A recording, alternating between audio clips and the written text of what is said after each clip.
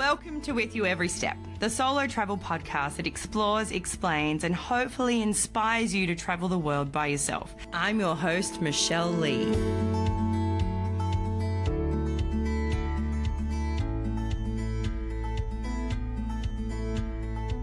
Welcome back to With You Every Step. Now, you've heard me talk about friends that I've traveled with and traveling alone.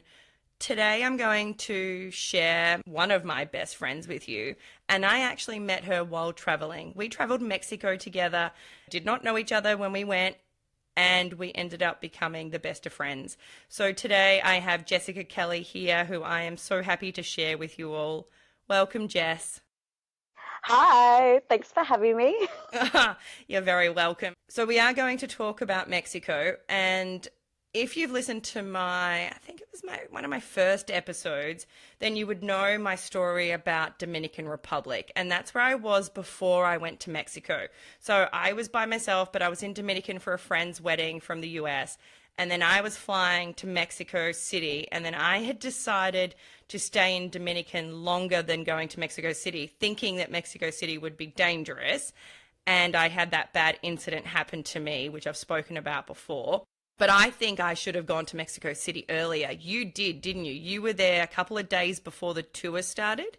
So we arrived, I think it was about 2 days prior to the tour.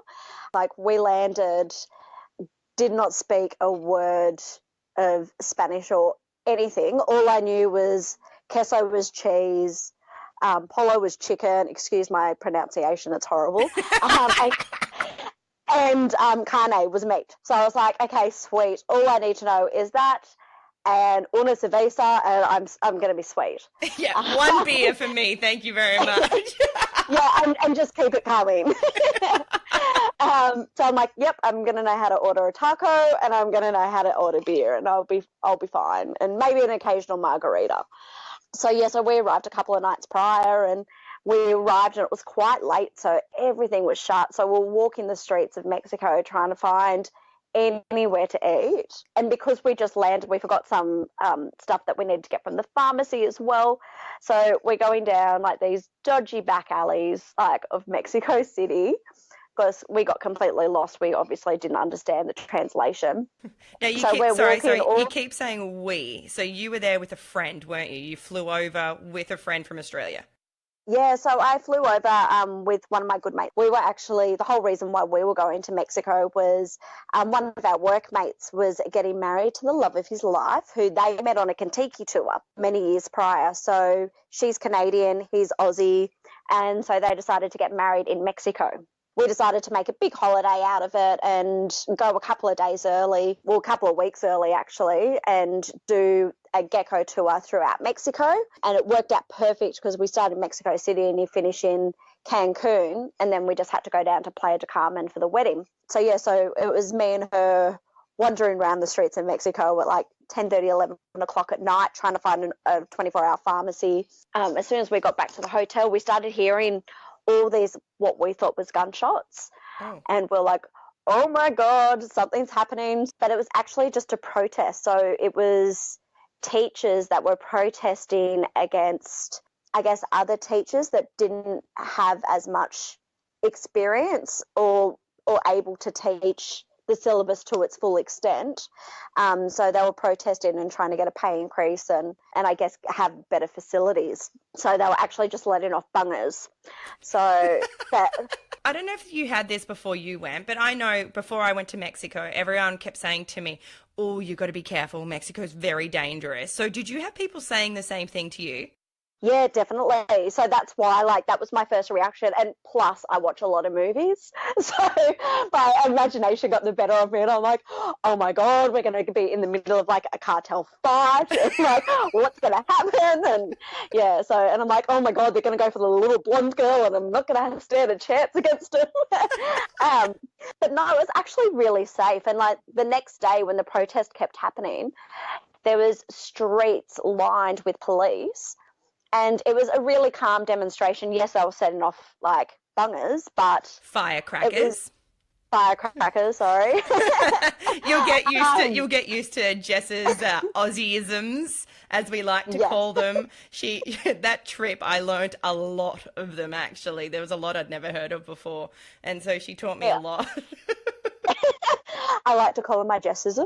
Oh, Jessisms, yes, Jessisms. Yeah. Okay, we'll go with that.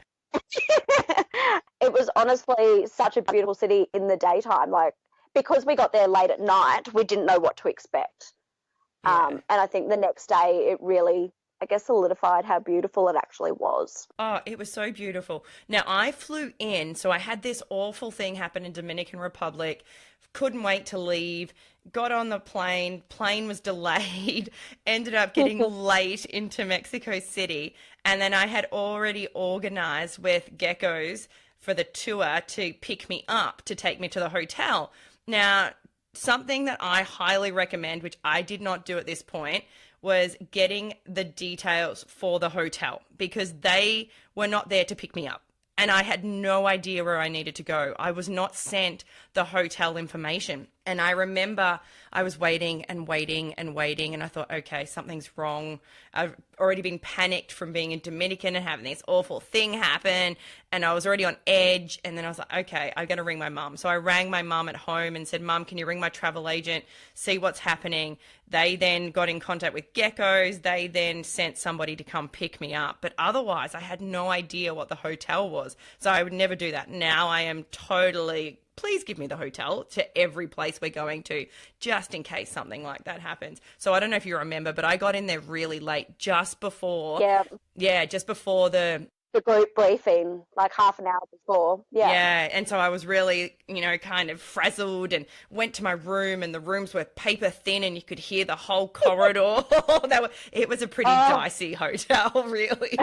We had some Brazilians that were next to us, and oh my God, it sounded like they were in our bedroom. Like, the walls were that thin. It was quite amusing, actually. Yeah, so I had gotten in there just before that meeting, dropped my stuff off in the room, went downstairs to meet everybody, and then everybody was already there. I think I was the last one to walk in, maybe. Yeah, you were. And I think we had run into you in the lift as you were going up to go to your room, and we had like a brief conversation because we're like, oh, it's another Aussie, because we had no idea who was going to be on this tour. And we're like, oh, yep, we're all meeting downstairs. And yeah, because I actually hadn't been told.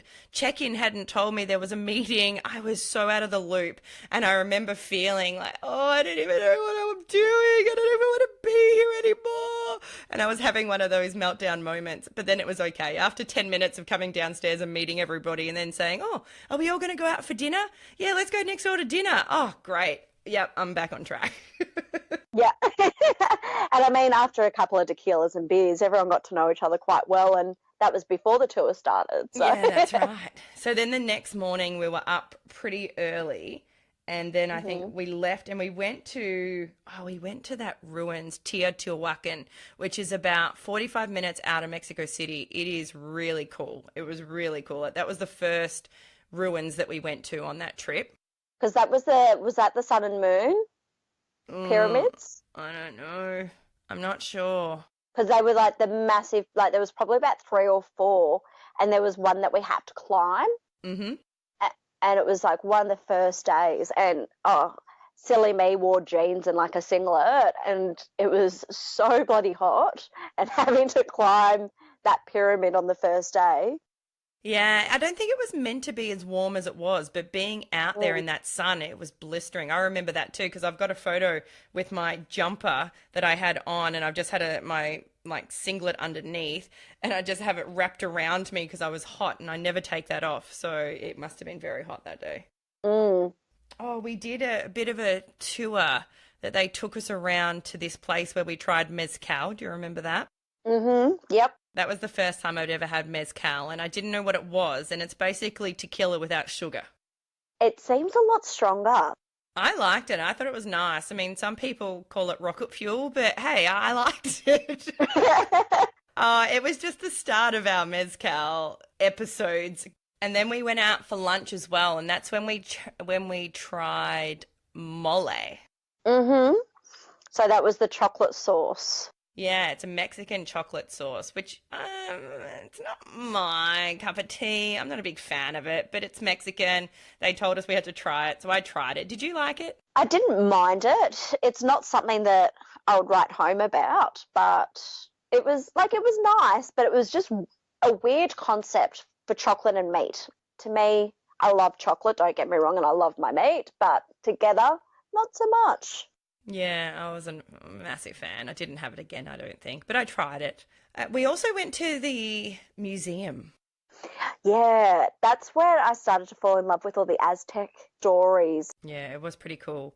I remember walking around and seeing the big sundial and seeing how they used to tell. I think actually it wasn't. I don't know if it was a sundial. I think it was their calendar. It was the calendars, yeah. And they had the most amazing stories, beautiful like paintings that you could get and that you'd find all throughout Mexico in our entire trip. But remember that one painting of it was like a man and he was carrying a woman in his arms? Mm, Do you no. remember The those only one I've got a paintings? visual of is where someone's head was cut off. Oh, I bought the singlet. That's the only one that I can picture right now. Oh, no, there was a beautiful one. It was like this big, strong, I guess, Aztec man carrying this beautiful woman, like draped over his arms. And the whole story behind it was she was a princess and he was one of the warriors, and they fell in love and swore that they'd stay together till the end of time or whatever. So when she died, they buried her in the top of this mountain, and they say the curves of her body is what's formed the mountain. Ah, no, I don't remember that story. That's beautiful. It was this beautiful love story, and I'm like, I need to get it, but I didn't end up finding it again. With Mexico, I find if you found something that was absolutely beautiful, to buy it there and then, Yeah. because I was like, oh, I'll be able to get that down the track, and never came across anything quite like that. Yeah, I agree. If you see it, buy it straight away because you never know if you're going to see that thing again. Yeah. We also went into one of the cathedrals there and we went up to the top and we had a view of Mexico City. Do you remember that? I do. I think I was pretending to be like the Hunchback of Notre Dame and swing on the rope. So you can see how I fell in love with this girl, right? And I didn't let her go. Oh, you have to do it. It was funny. Oh gosh. And then the next day we went to, now I don't remember how to say this correctly, but I know how it's spelled. But it's Peubla, I think. Puebla. Was it? Is that how you said it? Yeah, well, that's how I said it. But like I said, my pronunciation isn't the best. But that's how I thought it was. LA at the end, yeah. Puebla. Yeah, okay. So that's the next town we went to. And now I know that we got a bus there. I can't remember how long the bus trip was. It was a public bus and we had a guide. So our guide had taken us there by taxi and then he had told us where to go. But you could do it by yourself, totally. I wouldn't recommend getting a car and driving through Mexico. Don't think that's probably the safest. But I found that the public transport was quite safe. Yeah, I mean, we caught buses because we had a lot of time to ourselves as well that we could go and explore, and we were getting public transport throughout the city, and I didn't have any issue. But then with this tour, anytime you weren't on an organised bus or anything like that and you were having to get a cab, there always had to be at least one boy in the group. Oh, yeah, our guide made that, right? Alonso, his name was. Oh, I forgot that he did that. Yeah, because we had one of the boys and he was like pretty much our travel buddy the entire time. Everyone had their set groups. Oh, yeah, I did forget about that. Yeah, I don't think I never felt unsafe though. No, me neither. That's why I think I forgot about that. Yeah. I just remember him being like extremely careful of who went into what cab. Yeah, I do remember that now. I've got my travel diary. So every time I travel, I always have a diary and I write down everything that I do in that diary. And a note for that day I have was, I got tacos, mine were wrong, and they were terrible. I don't even remember it, but clearly I must have been because I've written because I've written it down, so I must have been pretty annoyed. Then we went to Oaxaca. Now, Oaxaca was my favorite place in Mexico, which I will tell a story in a little bit about why. Yeah, that was an amazing town, and I think we timed it perfectly. Like because when we got there, I think we had like that beautiful lunch, and we were serenaded by like three mariachis. Mm. So felt extremely special. They had this massive banquet, and there was so many different types of food. It was like ridiculous, and not even stuff that you would normally think about. Like there was like all offal, Yeah, but like in what these. let's be honest, what gross stuff did you eat? Oh, I think I ate everything. So I had like tongue, liver, stomach. Oh, I dread to think what else. But then also chili and lime crickets. So Mexican. Yeah, and again, I did Termite. not yeah, you ate termites too. Yeah, I did not touch any of these. I can't do it. Just the thought of it makes me dry reach. I am such a wuss with that stuff, and I just cheer you on when you do it, and you did it so well, and you look like you were enjoying those crickets. I was actually. Yeah, it reminded me, I don't know, of like a really crispy chip or something. But Oh. like, I love anything with chili, and then putting lime there as well. It's like a bonus. But yeah, they were just crunchy. Like there was no, like it wasn't like it was gooey in the middle or anything like that. I am Because dry it was like they were reaching right deep now. fried. If you can hear noises, that's what that is. Gross. So where you buy it from was like these side stalls on the street, and there was just buckets, like actual like buckets of different critters that they had like deep fried and marinated. And we're like, well, we're in Mexico. Is it like you're never going to really do this again when in Mexico? Yeah, for some, not for everybody. I cheered you on. Yeah. Gross. I can't do it. It looks disgusting. I don't understand why anyone would put something so gross in their mouth and swallow it. It's beyond me. But anyway, Mind you, we had to go get drinks afterwards, but yeah, that I was think you did want something to wash it down. You had probably a little leg stuck in your tooth or something. Oh. We had this lunch, and then me and three others walked out and we went for a bit of a wander around. And so I was separated from you at this point. And we went for a bit of a yeah. wander and I think we went into this church and we came out in another direction and we could hear all of this loud noises and screaming and we didn't know what it was. And we thought maybe it was some kind of protest because we'd just seen one in Mexico City. So we thought, yeah, let's go check it out. Of course, that's what you do. You hear danger or something like that and you go towards it. Yeah, right. But anyway, Yeah. we did. So we went towards it. And as we got there, it was the start of a huge parade that they were having. And they looked at us and went, "You four Aussies, come here, join in." So they gave us these straw hats. And so we started in this parade and we were just wandering like the streets through in this parade. We don't even know how we really got in there. And they were coming up to us with gasoline containers filled with mezcal. And they also came up with bamboo shoots as shot glasses and they were filling it up and giving it to us. And we looked at each other and we went, "You have one first." And so they had a shot and then we had shots with them. I can't remember how many we did. I think it was a lot. I don't know. You all went pretty at dinner though. Yeah, so we enjoyed this parade though, but you had a different vision of the parade, didn't you?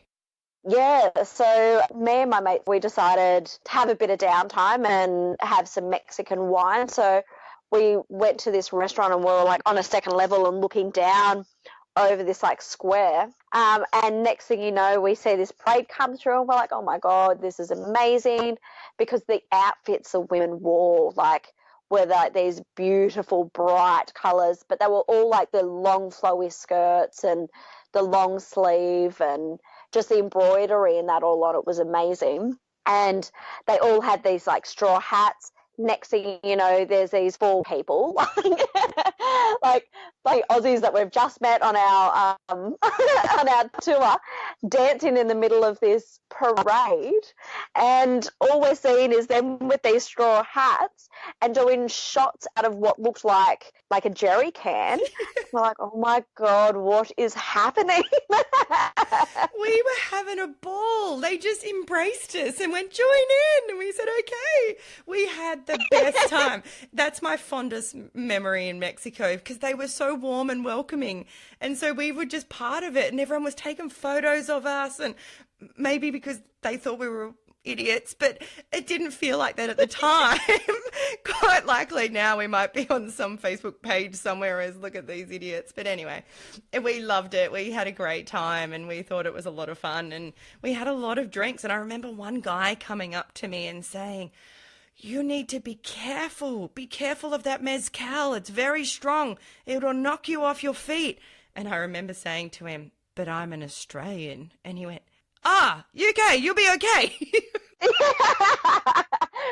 So it was a fun day, and then we all went out for dinner, and I don't have much memory of that dinner. It was a little bit, I can't quite remember exactly what happened at dinner. It was hilarious trying to watch you guys eat and drink after having that many mezcals. But I must have eaten, because I think I had sobered back up by the time that we went out, because then we went out afterwards, and I have very, very clear memories of some things that happened when we went out, like a very big shot of tequila that I had, and that memory is so bright. Because of the tequila, or? The tequila slammer is a little bit different than what we do here in Australia, and it makes more sense the way they do it. But I wasn't expecting it to be the way that it was. So they had put the lime in some salt, and you do the lime first and then you do the tequila. And so I did this, and not realizing that it was chili salt, and it burned my face off. I thought I was breathing fire. I can handle a bit of heat. This was nothing like I had ever experienced before. The tequila did not stop it from burning. I seriously thought I was talking to people and fire was coming out of my mouth. Oh, you were still complaining about it at like 2:00 the next afternoon. Yeah, so surely it couldn't have been that bad. And everyone's like, oh, Jess, it was bad. It was bad. It was so bad. I remember at the time it tasted good, and then it was that hit like 2 seconds later. Ooh, okay. And I remember walking up to somebody and saying, is there fire coming out of my mouth? I thought I was like a dragon and fire was coming out. That's how much it was burning. Oh, it was awful. But I remember that night very clearly. Yeah, and we were at a club in Oaxaca as well. I don't know if we went to any other places that had a club, but I know Oaxaca definitely did. Yeah, that was a big night. It was a massive day, but I loved Oaxaca. It's a small town. It's not like it's a huge town, and it's really beautiful, but it had everything that we wanted that day anyway, and it was great. I would go back there. I highly recommend going to Oaxaca. It's spelt a little bit different. It's spelt Oaxaca, Oaxaca. Yeah. I remember the markets and everything down there. The markets were amazing. Probably about 3 blocks from the square, it was just all you can see markets. And people were so friendly. I don't remember the markets. We had gone to the markets and had got a bottle of wine while you guys were getting drunk in the parade. Probably why I don't remember the market. Yeah. I don't regret it. It was great. It was a decision that I don't know if I would always make, would be taking a drink from a stranger. I never do it, actually. I'm really quite cautious. But at that time, I trusted it. We all did. I made him have it first before we did. And it was all good. And we had a great time. And they were beautiful people. And it was so, I've got the fondest memories from Oaxaca. So then we went on to San Cristobal. Do you remember San Cristobal and what we did there? Yeah, we went to that church. I've actually got the name. It's Chamula, and so it's Chamula. And there's a church and there's a market there, and it's actually a small town that has its own police force. Yeah, and because there was the police were riding horses through the square. It's actually quite bizarre. So it's not in San Cristobal. It's a little bit of a drive away. So we went there and it was such an odd experience for me. There was a couple of things that happened there that have really stuck with me. And going into the church, they have their own language as well in this town. So it's, I am so terrible. So I'm just going to spell it because I can't say it, but it's Tzotzil. And they're Mayan people, and it's a Mayan language, and they speak this language. It's an indigenous language. The church, they have their own rituals, and I know that you stayed and you watched everything, but I couldn't. It made me feel really sick. So I remember going in there, and I remember, was there hay? Was it all hay on the ground? Yeah, what you have to envision was this massive square, and it is this stark white chapel with bright aqua green windows from my memory. And you walk in, it's this beautiful looking building, very plain, very simple, but it just stood out. And when you walked in, there was no furniture whatsoever. There was candles just on the ground, not even in a holder or anything, just burning. And then there was hay or grass scattered all through, and that was kind of their flooring. Then they do this, it's to stop children having the evil eye, and it's only they do this in where they think the case is quite bad, that this child is evil. They get a live chicken, and they rub it all over the child. And then I think they kill it. But I couldn't stay and watch. I had to leave. I can't cope with that at all. So I walked away. But did you stay and watch the whole thing? Yeah, I actually watched a couple of the rituals just because I was so fascinated. It was quite confronting, but we're also hypnotized to stay and watch because I saw them do that, like you said, it was almost like an exorcism to a young boy. And they had this live chicken and they would sort of go round in circles with it, facing the boy. And it was almost to disorientate or calm down the chicken before they do this whole ritual. And then they would drag this chicken all over this kid's body, all down each limb individually while they kind of did this chanting. And then again, when it gets back in front of the boy around his chest area, they would then do the circle again and then wring the chicken's neck. Oh. It was a very different experience. But then I saw them do that to an old woman.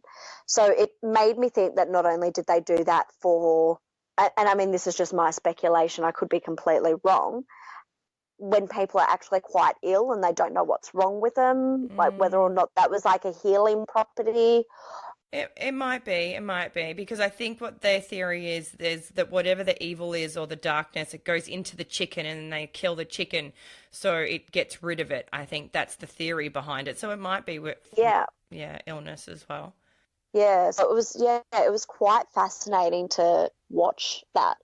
Yeah, and there's no photos allowed in there, so we don't have any photographic evidence, and I don't think anyone will, or they shouldn't, because they are very strict on that. It is a place of worship and a place where it's very spiritual for the people that live there, so, taking photos is just not acceptable. And even in the town, they don't like it if you take photos either, so there's not many photos. I've got one of the church from the outside, I think, but that's all I have.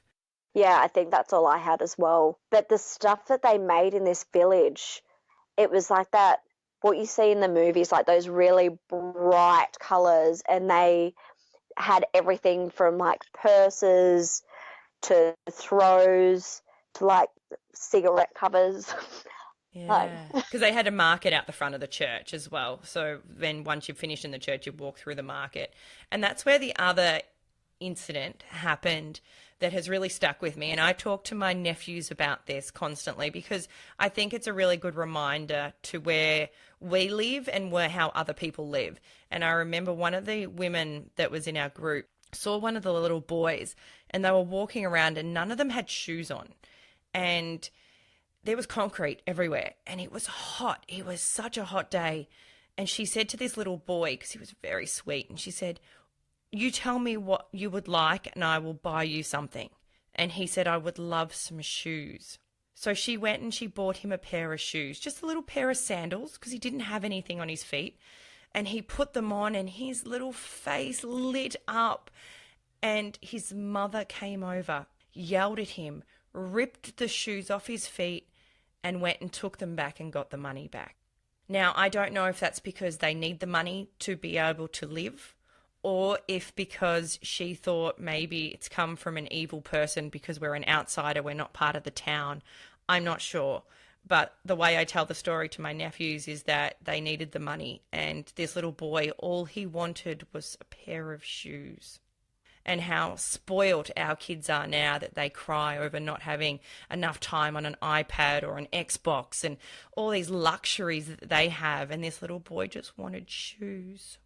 Broke your heart. Like the amount of kids that were running around. And yeah, like you said, none of them had shoes on. And the women, remember their outfits? They were really unusual. It was like a thick wool. And I don't know how they were wearing those wool capey dresses that really thick wool, and we were sweating just wearing shorts and a singlet, so I don't know how they were getting around in it, but it was like their authentic outfits. Yeah. Do you remember that? Yeah, it was really pretty. It was a nice experience. I'm glad we went there. It was really good to see a different culture. It was totally different than anything I've ever experienced before. So that was really good to see that. Then we went to Palenque. Now, on the way to Palenque, we stopped and we went to a few waterfalls. Mm-hmm. And we went to Misolha, which is Misolha. And that is the place where a certain movie was filmed. Do you remember? Yes, that was the movie that the first Predator was filmed. So good old Arnold Schwarzenegger. Yeah, it was amazing. It was this really, really tall waterfall. You could actually walk behind it and look at it from behind. But we actually went swimming there. Yeah, we did. It was really awesome. I remember you and I sitting on one of the rocks for a while. Was that there or was that at the other place? No, that was there. Yeah, I remember we had like a big D&M, and I think that was the first time that we started going, oh, I think I like you as a friend. I think you're a decent person. I think I want you to be my friend. Yeah, well, we found we had a lot more in common than we thought. I mean, there were so many different walks of life on our tour. They were all Australian, but all from majority Sydney, Canberra, and then you from Melbourne, but different age groups, different life experiences. And yeah, I guess that's when we really clicked. So when we jumped in the water, I'm quite a strong swimmer, and I'm a water baby, so love anything to do with the water.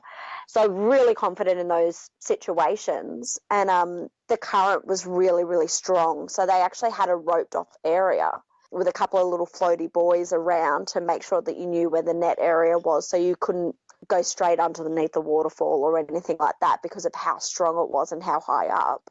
And I remember us trying to swim around that and it was almost like there was a chain of us all holding hands. Yeah, I think we were. I think we totally were all holding hands. Yeah, because I remember I was like grabbing onto you with dear life.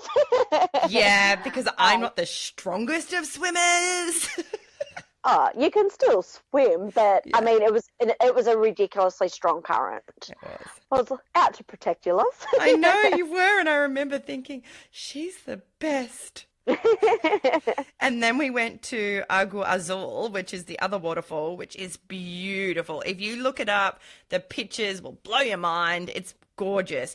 It's Aguaazul, and it is so picturesque. It was really pretty. And again, they had ropes in there as well. I remember going in there and we took photos, and it was a really special waterfall. I think they were both beautiful. They're both must-sees. And I know when a lot of people say to me they've been to Mexico, and I say, oh, where have you been? And they go, oh, Cancun, or the really kind of American touristy places. To me, that's not Mexico. This is the real Mexico.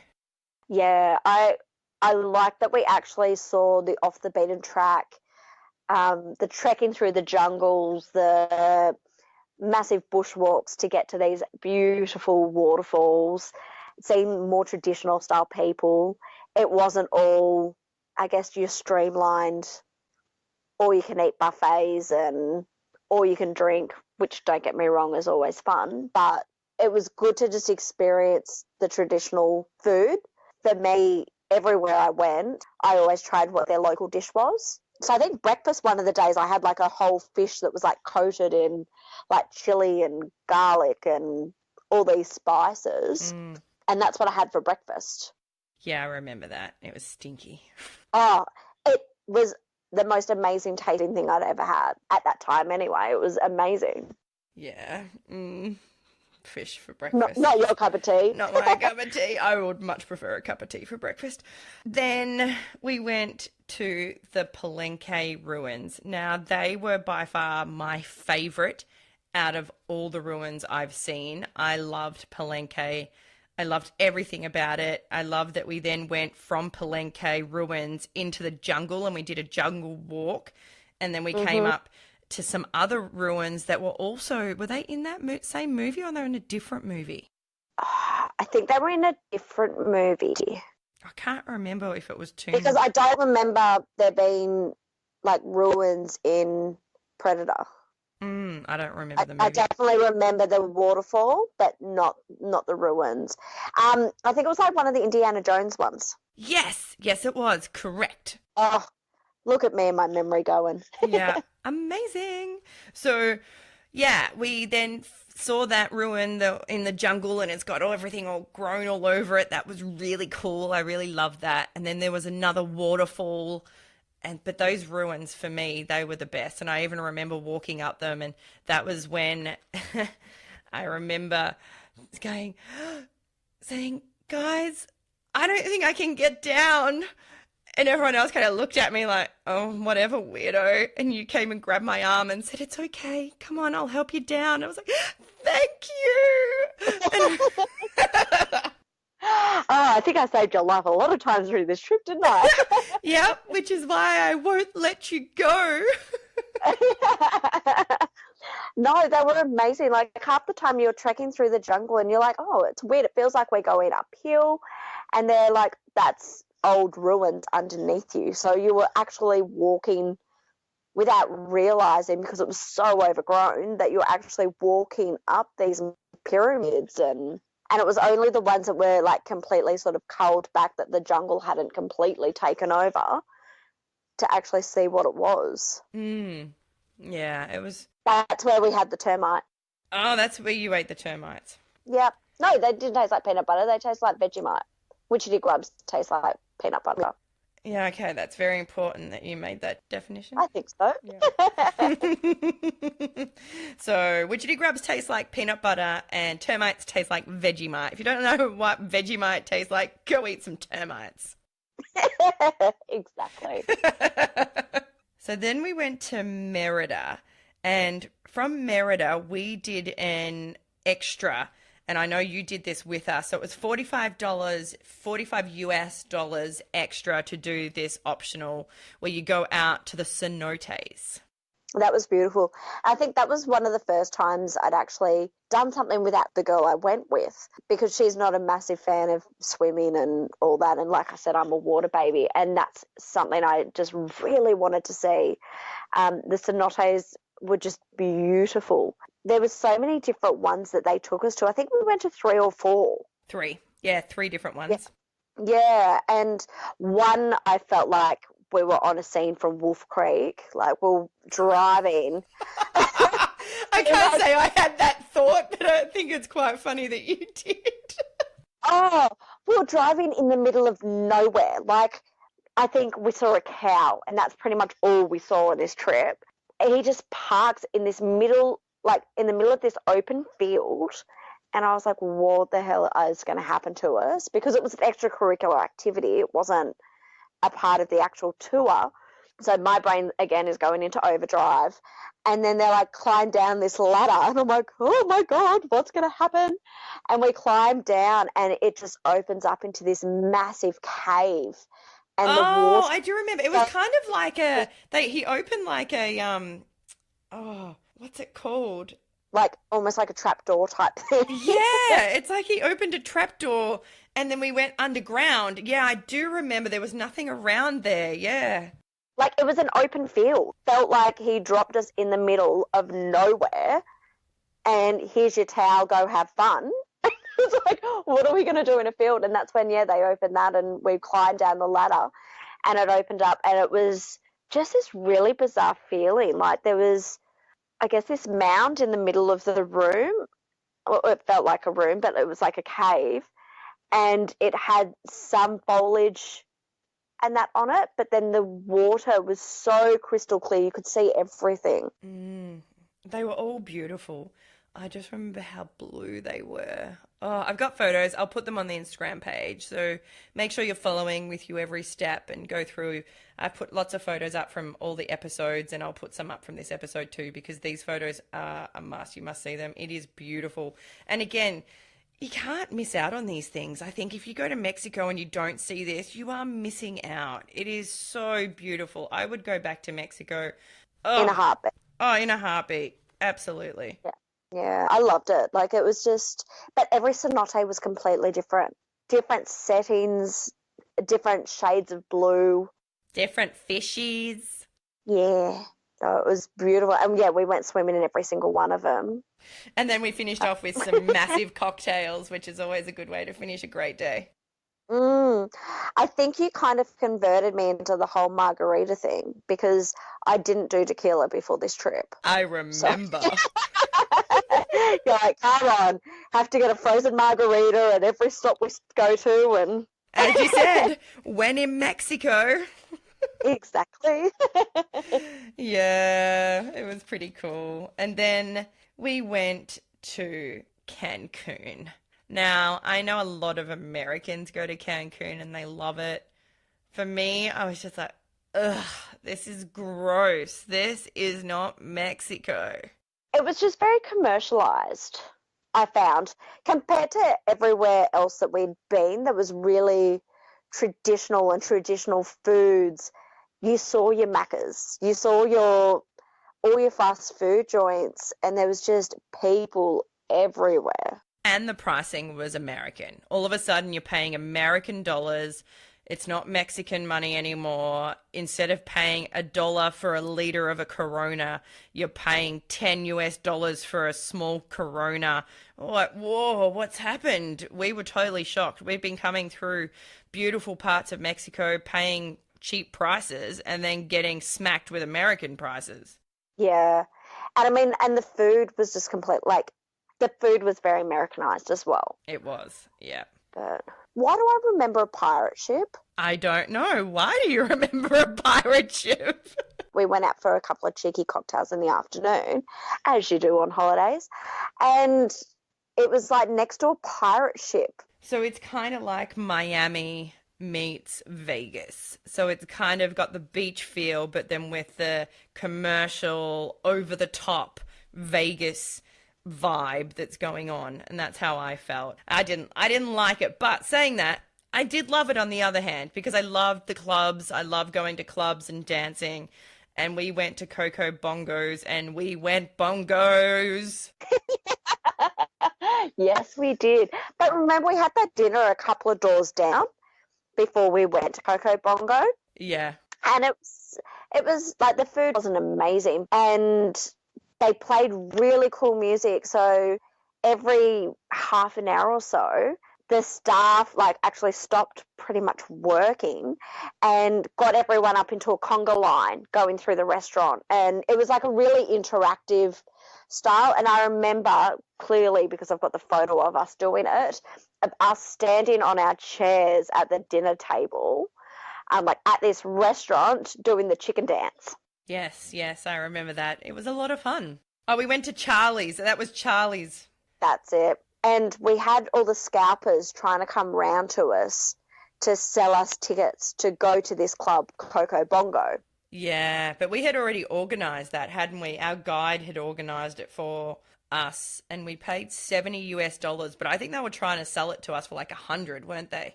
Yeah, they were trying to sell it to us a lot more than what we got it for. But it was a cocktail on arrival, and then it was all you can drink once. No, it was a shot on arrival. Like it was some type of pink shot. and that's what you had in the line, like as you were going to go in.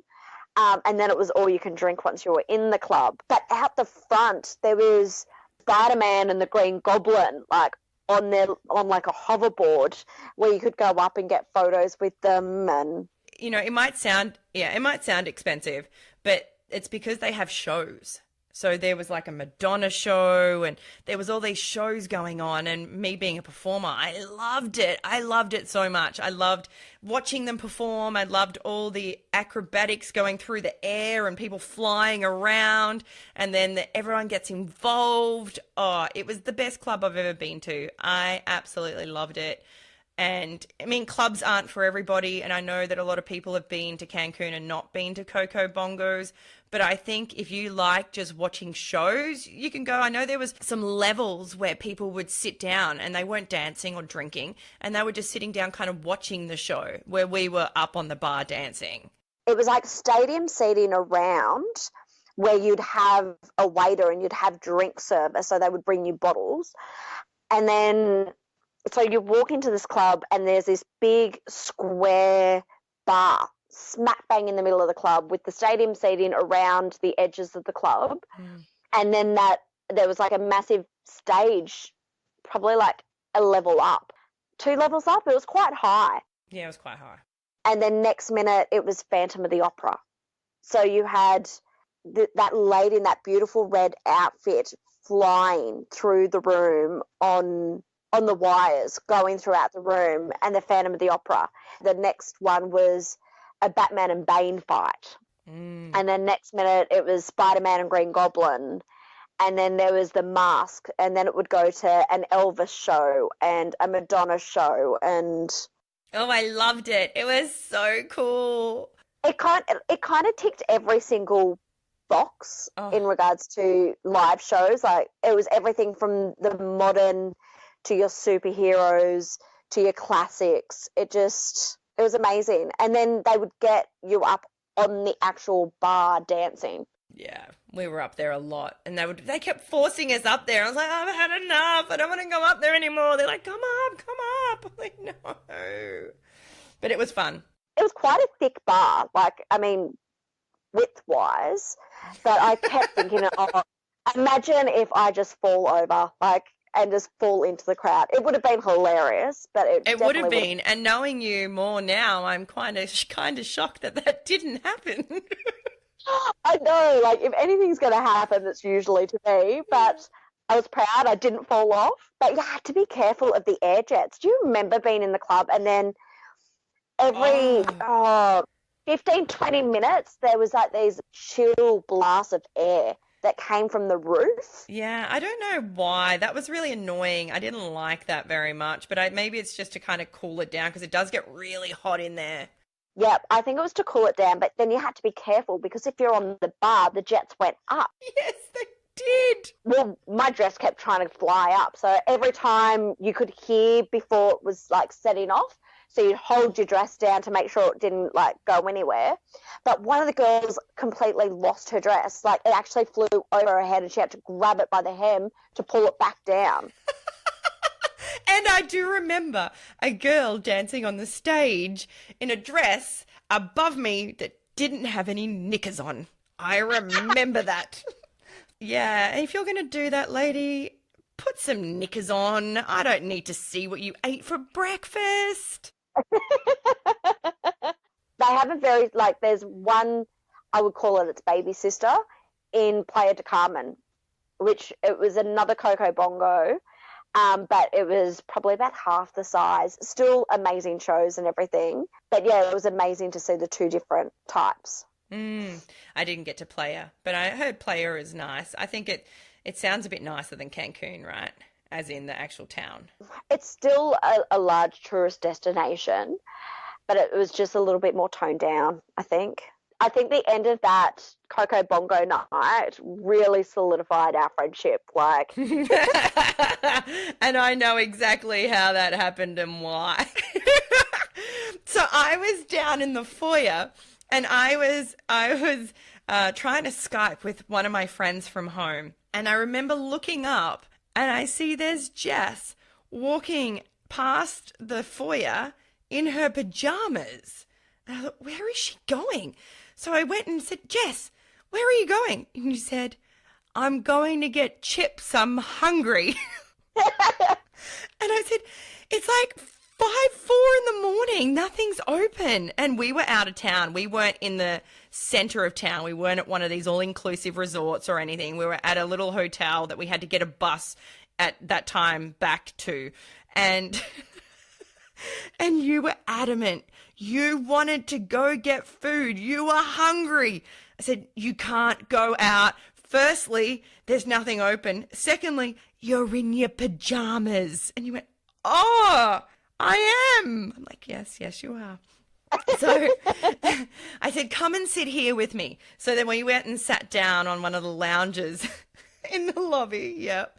And we were sitting there and we were just having a big D&M, and you laid down and you put your head in my lap and I was stroking your hair and we had this big D&M, and then found out the next day that our guide had got a phone call to the room saying that there's these 2 girls from your group in the lobby. I think you should come down and get them. I was like, what? We were fine.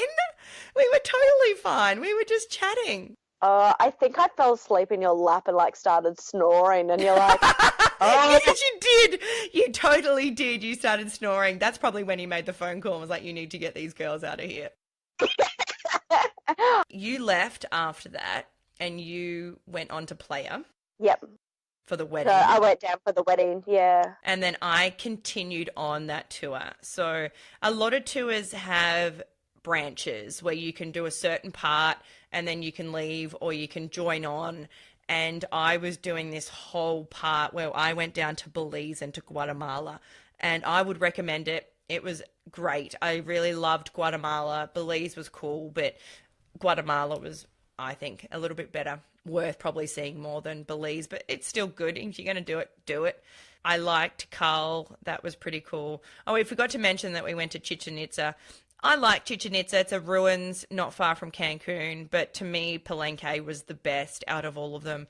And then Tikal was the best in Guatemala. I really liked that one as well. So they were my 2 favorites that I would recommend going to. But Chichen Itza, it's kind of a bucket list thing. You do it, you take a photo, you're like, oh yeah, I've seen it. It's ticked off the list. But there's others that I thought were a bit more impressive. Yeah, well, it's in the wonders of the world of places to see is Chichen Itza. But for me, it felt like it was beautiful, don't get me wrong, and it was very well preserved. Like they kept it really clean and they were always restoring. And it was Chichen Itza that I went, oh my God, I haven't bought one of like the beautiful handcrafted masks, or I didn't get the Aztec calendar with that man and woman. Getting them from there, it was so expensive. I regret not buying a lot of the stuff at the smaller ruins. Yeah, at the smaller towns. They were much cheaper, much cheaper. Much cheaper, and they were beautiful, and they were better quality. Yes. Because they were actually hand-carved wooden, where the one I ended up with was actually like a plaster one. But you had to be careful buying wood because getting it back into Australia is really tough. Yeah. And then declare it and see if they let you bring it in or not. So it's always a risk because they might say no and then you lose it. And depending how much it costs, you've wasted that money. So I try not to buy any wood items to coming back into Australia. So after that trip, eventually, we went our separate ways. And then when we came back to Australia, we kept in contact. And like I've said, Jess is now one of my best friends, to the point that when my dad died, the first thing she did was jump on a plane and come down here. And I can't thank you enough for being here for me for the last year and ringing me every day to check in on me. I wouldn't be able to get through this year without you. And I'm so glad that we met in Mexico. And that's why Mexico has such a special place in my heart, because it brought me you. Aww. For me, Mexico was the trip of a lifetime. Like, it was amazing, and the people I met along the way, and you definitely included, like, that was I hope you're so. now my best mate. Yeah. No, but like you're my best mate, and I, like you said, we chat every day, and running into you at the airport as well. That was super On cool. our crossovers. Yeah. I forgot about that. Yeah, we did run into each other. Now, when I got back, I decided to come up to Sydney and visit you and visit everybody. And one of the boys in our tour group, Liam, beautiful Liam, he was there that weekend. He's from Sydney, and we decided to organise this get-together, but he had family in town. And so he brought his cousin to our get-together. And who is that cousin to you now, Jess? He is now my partner. So Jess not only got a best mate from that trip, she also got a boyfriend who she will eventually marry from this trip. Well, we've been together, 4.5 years now. Yep, Yeah. so Liam might Thank try and God, claim Mexico. that, but I claim it all. Liam, yep, it was just coincidental that you brought your cousin. If it wasn't for me coming up, it's all me. I take credit. All right, I take half credit. I suppose Liam had to bring him, but yeah. It must have meant to be because, I mean, he was in town for his dad's birthday and none of them live in Sydney. It was, he was down from Queensland, and I guess I was a charmer on that evening. That's an understatement. Oh my gosh, that's a whole nother story. In fine form as always. Yeah. Oh, what a hilarious story that was. Anyway, that's not part of my podcast. That's not about travel. But the part of this was that if we didn't go to Mexico, we would never have met each other. And I'm glad that we did. And it's amazing sometimes how life takes you in different paths and how it opens you up to people you may have never met otherwise. Yeah, I would definitely recommend, and I mean, you're a solo traveler and I was just traveling with one other person, and the friendships that you make along the way, wouldn't trade it for anything. Something we didn't mention earlier is that I know we spoke about how everyone thinks Mexico is a really bad place and that it's really dangerous. One of the people in our group went to the bank and left his card at the bank and at the ATM, and he was stressing. The next day he'd realized he'd gone back. Someone had handed the card in. And so he didn't lose his card. Someone handed it in. He got his card back. It was all fine. Everyone is thinking, oh, Mexico City, so dangerous. Be careful. People are beautiful. People were lovely. Another night, someone else had left their door open to their room and had their wallet and their phone right on the bench. The hotel staff who rang our guide and said one of your travelers have left their door open and we can see all their belongings. So he just went and shut the door and it was all fine. Again, nobody tried to steal anything. We were very lucky. I'm sure other people have had bad circumstances and situations, but for us, we didn't find anything bad at all. And I wish I went to Mexico City earlier and didn't have that incident in Dominican Republic. Yeah, I mean, the people over there were beautiful. And I remember one of the mornings on our tour, they made us leave super early in the morning. Do you remember that? Because they said that there was sometimes pirates on the road that were taking money. So we left super early in that morning, but we never came across anything. So I think they took extra precautions to make sure that we were never put in those situations. True. And so again, do your research, be smart. I don't recommend hiring a car and driving through Mexico for those reasons, but definitely get to those spots that we went to. You won't regret it. You will love it. Oaxaca, Palenque, beautiful, absolutely beautiful. Thank you so much for joining me, Jess, and I'm glad I got to share you with the world. No, thanks again for having me. It's been an amazing experience. Thanks for listening to With You Every Step, hosted by Michelle Lee. We do hope you enjoyed listening, and if you did, make sure you tell everybody. If you didn't, nobody likes a Debbie Downer. Please subscribe to get up to date with our latest releases and give us a thumbs up on our social media at With You Every Step. We love to hear from you. If you have any questions or inquiries, please email us at michelle@michellelee.com or head to the Contact Us page at our website, michellelee.com. That's also where you'll find all our blogs mentioned in the podcast. We love to hear from you, and if we have inspired you to travel, thanks for listening. Love life and adventure on.